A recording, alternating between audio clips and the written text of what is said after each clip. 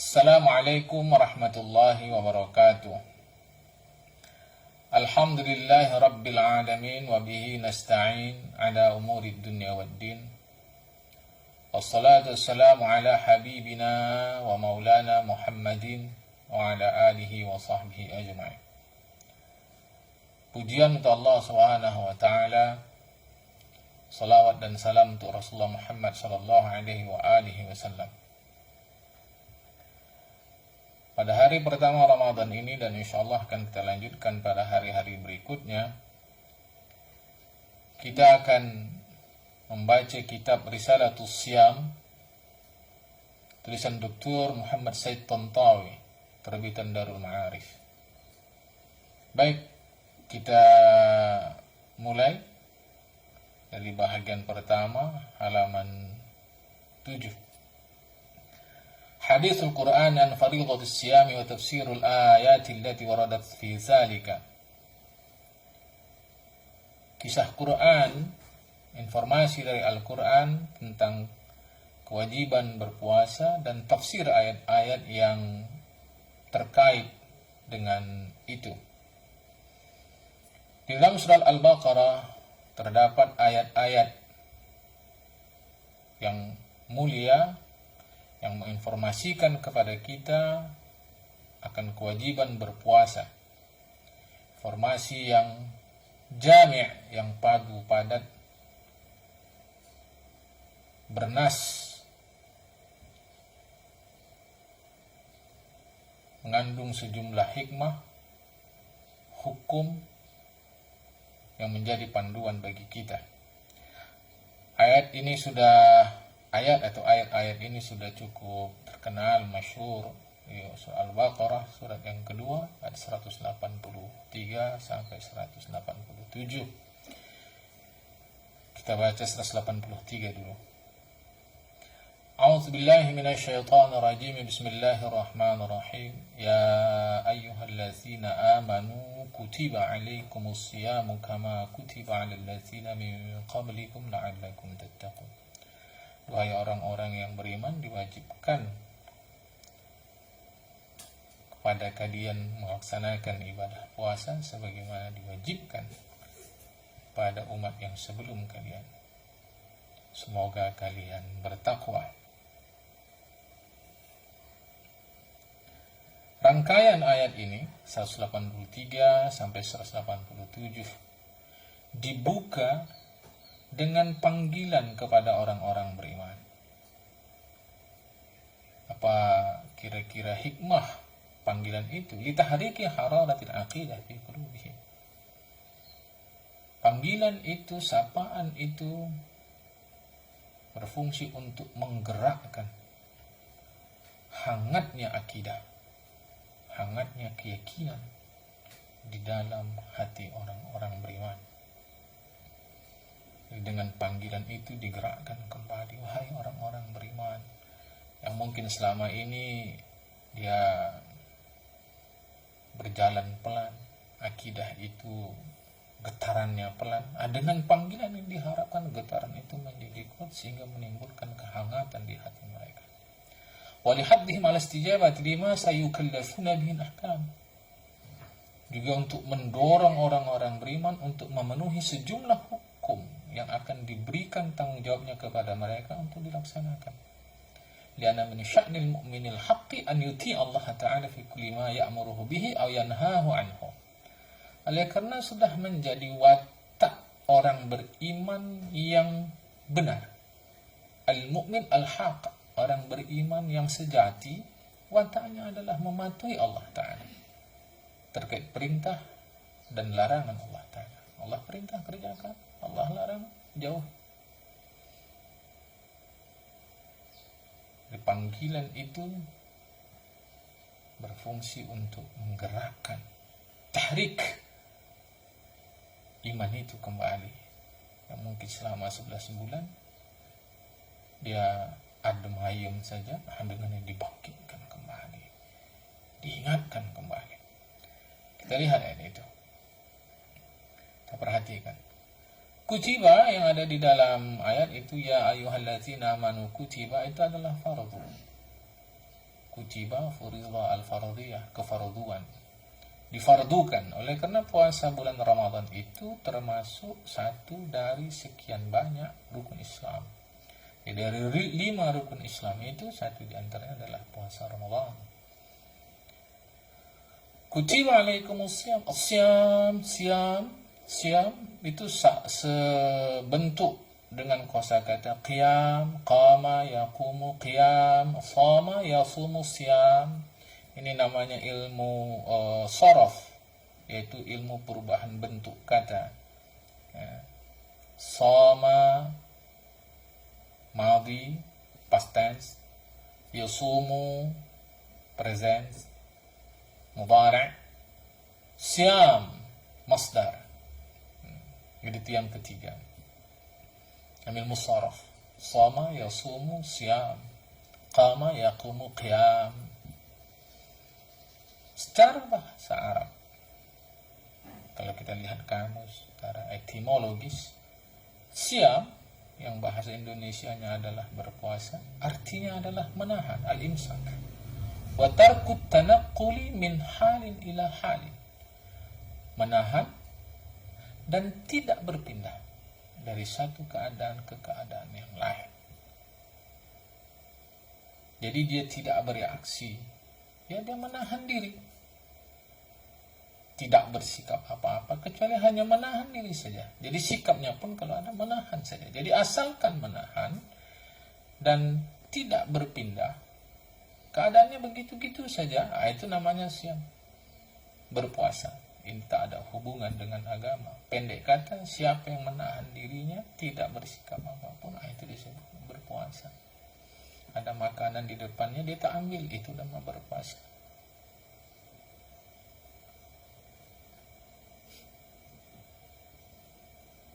Pendek kata, dia menahan diri, asalkan menahan. Pegangnya tangan orang sehingga orang tertahan, gak bisa lari, dia menahan orang dari lari, itu juga disebut berpuasa. Asal sifatnya menahan, berpuasa. Di dalam Al-Quran ada surah Maryam, surat 19 ayat 26. Bismillahirrahmanirrahim. Inni nadartu lirrahmani sawma. Sungguhnya kuwajibkan diriku berpuasa karena Tuhan yang Maha Kasih. Ar-Rahman, kasih, pengasih. Di ayat yang sama ditafsirkan oleh ayat itu juga, falan ukallimal yawma insiya. Aku tak akan berbicara kepada siapapun. Jadi menahan diri dari berbicara, menahan diri dari berkata-kata, tidak berkomunikasi verbal dengan siapapun, itu disebut berpuasa. Sehingga ayat itu, inni nadartu lirrahmani shawman falan ukallimal inni nadartu lirrahmani shawman falan ukallimal yawma insiya, ay inni nadartu lirrahman asmuta anil kalam. Aku wajibkan diriku karena Tuhan yang rahmat, yang kasih, menahan apa? Aku wajibkan apa? Bahwa aku diam, asmuta, aku diam dari bertutur kata. Jadi tidak bertutur kata, menahan diri dari berkata-kata, sehingga dia tidak merespons orang bertanya, orang menyapa, tidak merespon. Itu disebut juga imsak. Disebut juga siam, berpuasa. Pendek kata, asalkan menahan, itu berpuasa.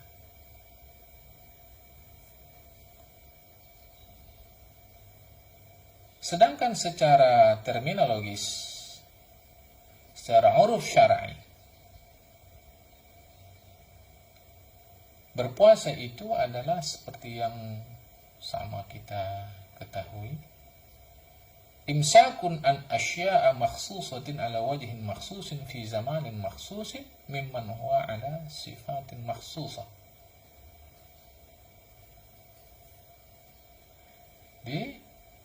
Itu menahan diri dari sejumlah perkara tertentu. Satu, dia menahan dari sejumlah perkara tertentu asya'a makhsus ala wajhin makhsusin, dengan cara tertentu, fi zamanin makhsus, di waktu yang tertentu, mimman huwa ala sifatin makhsusatin, terhadap orang-orang yang tertentu pula. Jadi menahan diri dari sejumlah perkara tertentu, caranya tertentu, waktunya tertentu, orangnya tertentu. Jadi nggak sembarang orang. Sifatin makhsusatin, sifatnya tertentu. Siapa orang-orangnya? Kemudian zamanin makhsus, kapan? Nah, sehingga dengan begini maka ketika orang menahan diri dari berbicara, tidak lagi disebut puasa dalam pengertian agama. Jadi terminologis puasa mengakibatkan perlakuan yang khusus. Tidak lagi dia mencakup seperti pengertian etimologis puasa itu. Sambungan ayat itu, kama kutiba 'alal ladzina min qablikum, sebagaimana diwajibkan terhadap orang-orang sebelum kalian.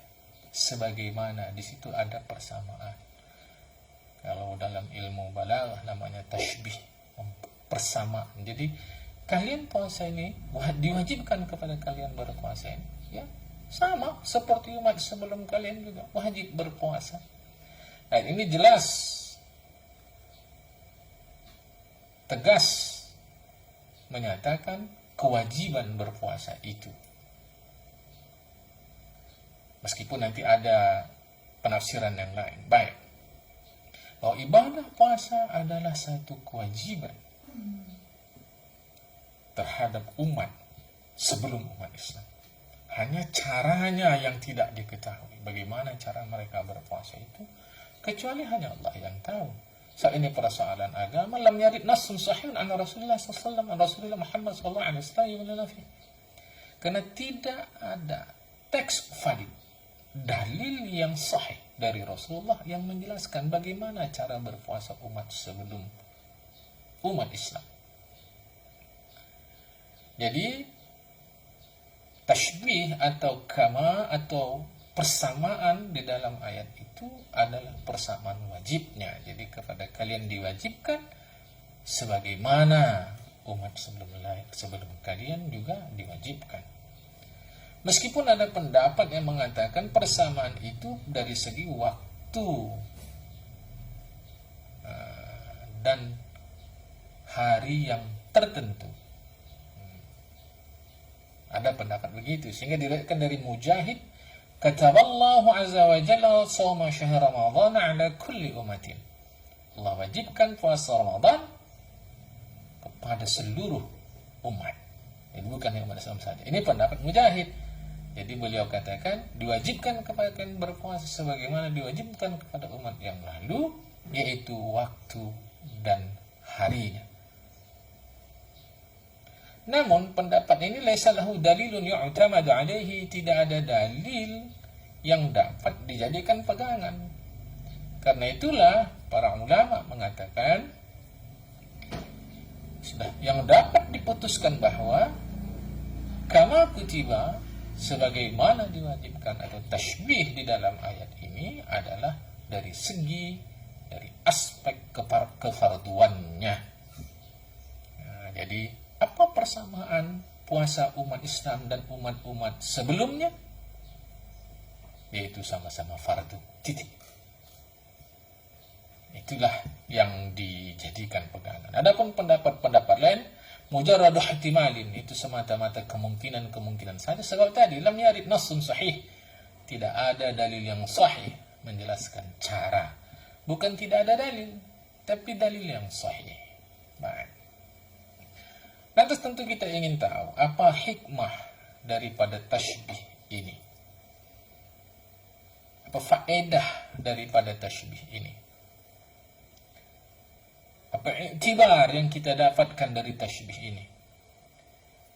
Di antaranya al-ihtimam bi sya'ni hadhihi al-ibadati wa at-tanhih bi 'ulumi sya'niha. Urgenisitas ibadah ini dan keluhurannya dan kemuliaannya. Jadi dengan menyebut puasa di dalam ini, Allah memesankan kepada kita bahwa ibadah ini urgent, penting, dan mulia. Bukan hanya kepada kita, bahkan kepada umat sebelum kita pun Allah wajibkan. Pahalanya besar. Kebaikannya bagi manusia itu berlaku abadi. Dawam, terus menerus. Nah, jadi itu dari segi urgensitas. Yang kedua, tashilu hadil ibadah al muslimin. Dengan Allah menyebutkan sebagaimana umat sebelum kalian. Ini Allah ingin menjelaskan kepada kita, ada tashil, mudah ibadah ini kalian lakukan. Karena sesuatu yang sulit, kalau kita ketahui ada orang lain yang melakukan sama dengan yang kita lakukan, maka ibadah yang sulit itu terasa mudah. Oleh karena bukan hanya kita yang lakukan, orang lain pun lakukan juga. Jadi kita tidak sendiri. Sehingga dengan kamal kutiwa itu terasa bagi kita, oh ya, kami lakukan ibadah ini sebagaimana orang lain juga lakukan. Jadi sama-sama gitu. Tak terasa satu kesulitan padanya, oleh karena singkatnya berbagi sulit. Jadi kesulitan itu kalau dibagi-bagi, maka jadi mudah dia kalah ditanggung bersama. Faedah yang ketiga adalah inaratul himam wal azami min hudi bihadil ibadah. Mencerahkan, menyinari tekad manusia untuk bangkit melaksanakan ibadah ini, sehingga mereka tidak mukasirin, tidak ceroboh dalam melaksanakannya. Bahkan wajib orang beriman mengerjakannya lebih kuat dari umat-umat sebelumnya. Oleh karena apa? Oleh karena Al-Quran jelaskan umat Islam itu adalah khaira ummah, sebaik-baik umat. Ini memotivasi kita agar kita mengerjakannya jauh lebih baik dari umat sebelum kita. Kebaikan umat ini yang Allah tegaskan di dalam Al-Quran mendorong, mestinya mendorong umat Islam an-nasyad, semangat, gesit dalam memenuhi apa yang Allah perintahkan kepada mereka. Mestinya. Jadi kemestian ini masih disadari untuk diwujudkan. Jadi kita tak cukup sekedar mengatakan umat terbaik, tetapi tidak direalisasikan. Jadi kalau kita sadar bahwa kita umat terbaik, itu akan membuat kita bersemangat, membuktikan bahwa kita memang umat terbaik. Ujung ayat 183, la'allakum tattaqun, itu ta'liliyah. Ringkasnya ta'liliyah itu penjelasan. Ya, penjelasan terhadap ibadah puasa itu mengapa dilakukan. Itu namanya hikmah. Apa hikmah puasa ini? Seakan-akan Allah mengatakan kepada orang beriman, kami fardukan, kami wajibkan kalian berpuasa sebagaimana umat sebelum kalian. Semoga kalian dengan mengerjakan puasa yang fardu ini memperoleh, mencapai derajat takwa dan takut kepada Allah Ta'ala. Ini namanya takut ta'at. Sebab takut itu ada takut ta'at, ada takut tabi'at. Kalau takut tabi'at itu artinya sudah memang watak manusia takut. Dan itu tak ada hubungan dengan agama. Tidak ada orang yang berani sama api, semua takut. Itu. Itu namanya takut tabiat, sehingga kita lari dari api. Kalau takut kepada Allah, itu namanya takut ta'at. Takut tabiat membuat kita jauh atau menjauhkan diri dari sesuatu itu. Takut api, jauhkan dari api. Takut harimau, jauhkan dari harimau. Jauhkan diri dari harimau. Tapi takut kepada Allah, takut ta'at, dekatkan diri kepada Allah. Jangan dibalik. Sehingga dengan berpuasa ini diharapkan umat Islam itu mencapai derajat takut kepada Allah Ta'ala. Sehingga mereka menjadi orang yang diridhai Allah, Allah pun ridha kepada mereka, mereka pun ridha kepada Allah Ta'ala. Sehingga tak ada sedikit pun keraguan bahwa puasa ini mengangkat orang mukmin kepada a'la ilin, tinggi setinggi-tingginya Syaratnya mata addaha biadabiha wa syurutiha. Apabila puasa ini dikerjakan memenuhi adab dan syaratnya. Ada syaratnya ya, adab dan syaratnya. Kalau tidak tak bisa dia. Cukuplah Rasulullah sallallahu alaihi wasallam mengatakan kepada kita as-shaumu junnah, bahwa berpuasa itu adalah junnah, pelindung, perisai, tameng. Perisai dari apa? 3 nya disebutkan. Puasa itu perisai dari berbuat maksiat. Puasa itu perisai dari siksaan Allah. Puasa itu perisai, pelindung, tameng manusia dari aneka ragam penyakit yang disebabkan karena makan dan minum yang berlebihan. Jadi puasa itu sejatinya junnah, dia itu pelindung. Jadi orang berpuasa tak lagi buat maksiat, sedang berpuasa tak akan dia buat maksiat. Efeknya nanti kalau tak berpuasa pun tak buat maksiat. Mestinya begitu. Pelindung dari apa? Dengan sendiri kalau dia tak buat maksiat, dia tak akan dapat siksa Allah, terlindunglah dia. Dan kalau puasa dipenuhi adabnya, badan pun sehat. Puasa melindungi manusia dari penyakit yang disebabkan karena kelebihan makan dan minum. Nah, jadi kalimat la'allakum tattaqun itu semoga kalian bertakwa, takut kepada Allah Ta'ala, sehingga kalian menjadi orang yang hati-hati, tidak berbuat dosa, jauh dari siksaan Allah, jauh dari segala hal yang menyakitkan kepada tubuh kita. Syaratnya addaha biadabiha wa syurutiha, mengerjakannya dengan memenuhi adab dan syaratnya. Kalau tidak, la'allakum tattaqun yang dirangkai dengan hadis Rasulullah as-shaumu junnah itu akan jauh panggang dari hati. Hari ini sampai di sini dulu, kan kita lanjutkan pada hari-hari berikutnya insyaallah. Assalamualaikum warahmatullahi wabarakatuh.